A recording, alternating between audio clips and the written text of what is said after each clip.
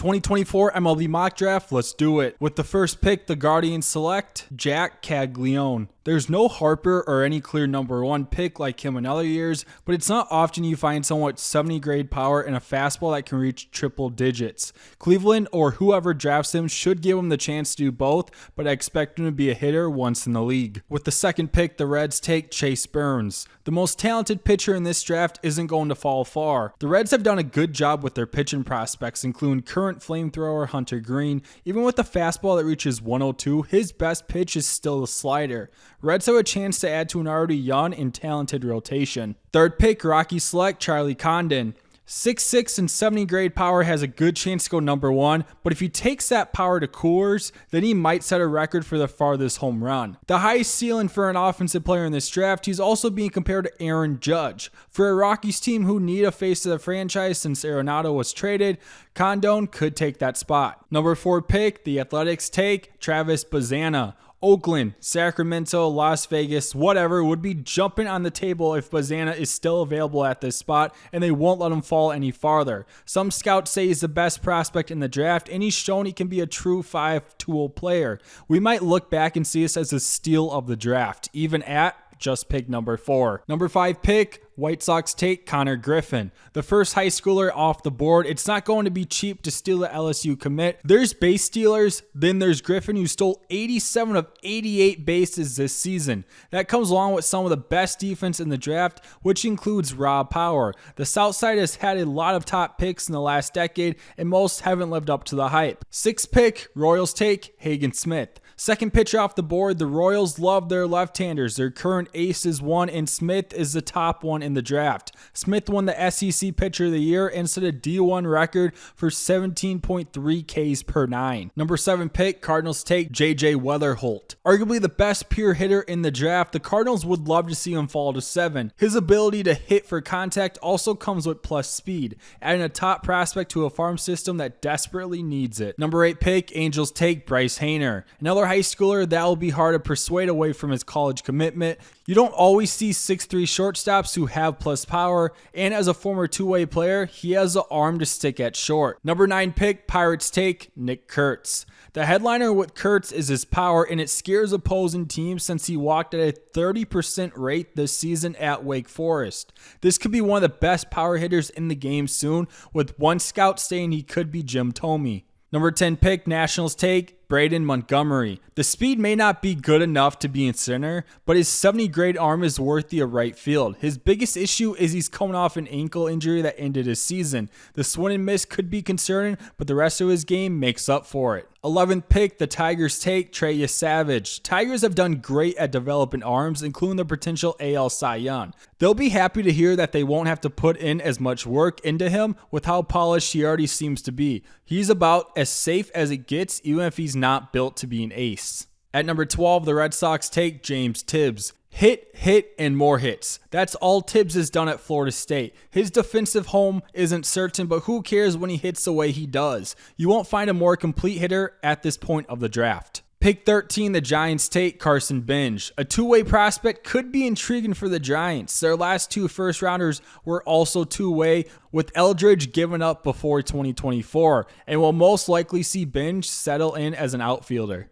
14th pick, Cubs take Brody Brecht. The Cubs have not done a lot right as of late, but developing starting pitching is one of their rare bright spots. His control can get out of, control sometimes, but it'll be tough for the Cubs to pass up someone with the tools Brecht has, especially for a farm system that's lacking pitchers. 15th pick, Seattle takes Cam Caminiti. Can you persuade a 17-year-old committed to LSU to sign? When you're going to an Oric who has developed some of the best as of late, it'll be hard to say no. Caminiti has the arsenal to be the next one with this 4-pitch mix and a fastball that could potentially reach triple digits. 16th pick, Marlins take Christian Moore. Hitting for the cycle in the College World Series will put you in the headlines, and Moore was huge for the Volunteers all season under the brightest of lights. Miami has been looking for those lights for a while, and they have the rotation plus a lot more arms coming up to get there, but they'll need a bat like Moore's to go with it. 17th pick, Brewers take Seaver Kin. From a Prince to a Kin in Milwaukee, the Brewers have really liked their college bats as of late.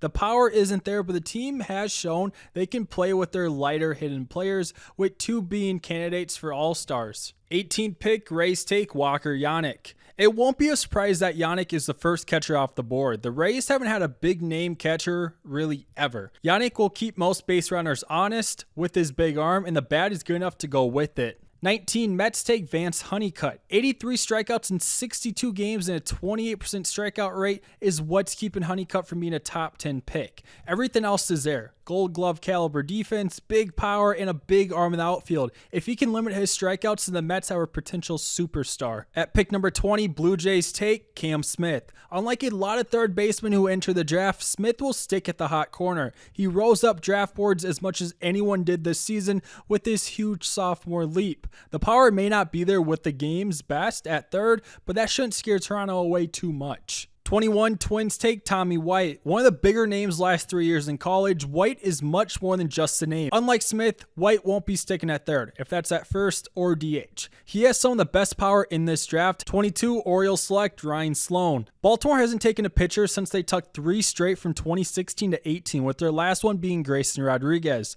Overall, they've done a good job with younger arms. The farm in Baltimore has unlimited talent on the offensive side, but not much pitching. Sloan's fastball cruises in the upper 90s and has built a solid pitch arsenal for a high schooler. 23, Dodgers take Cash Mayfield. Every now and then, a player to a certain team just makes sense. Cash to the Dodgers is perfect, and not just because of his name. LA's most recent work is Gavin Stone and Landon Knack in 2024. Mayfield's fastball has gone up nearly 10 miles per hour from last season, and with the command and changeup he has to go with it, it'll be hard for the Dodgers to let him pass.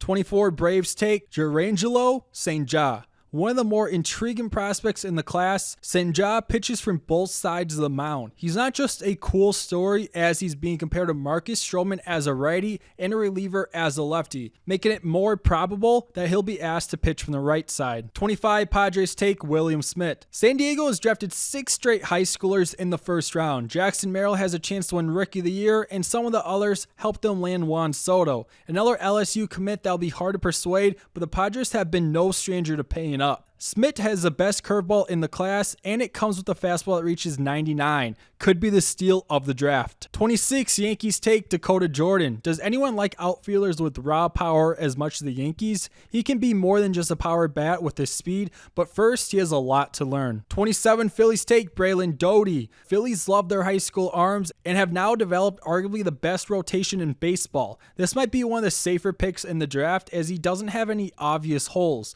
Oklahoma State would be tough to pass up, but looking at what the Phillies have done with their arms might be even tougher. 28, Astros take Malcolm Moore. The second catcher taken off the board. Unlike Yannick, there isn't a lot of confidence Moore has what it takes to stick behind the plate. Houston's first-round picks have been shaky, especially since they went back-to-back years with not having one. Moore is a risky pick, but if they can develop his bat like they did with others, then they have a good one. 29, Arizona takes Slade Caldwell. Being compared to the reigning NL Rookie of the Year, regardless of his sophomore struggles, have to make the D-backs front office eyes light up. At only 5'9", 180, the power isn't there, but everything else is there, including his blazing speed. And at pick number 30, the Rangers take Theo Gillen. Texas has a lot of young talent up, but with that comes a depleted farm system. Gillen could bounce anywhere defensively in pro ball, but it won't be a big concern when he hits the way he can. One of the better high school bats in the class, and it might be easier to convince him to sign since he'd be staying home.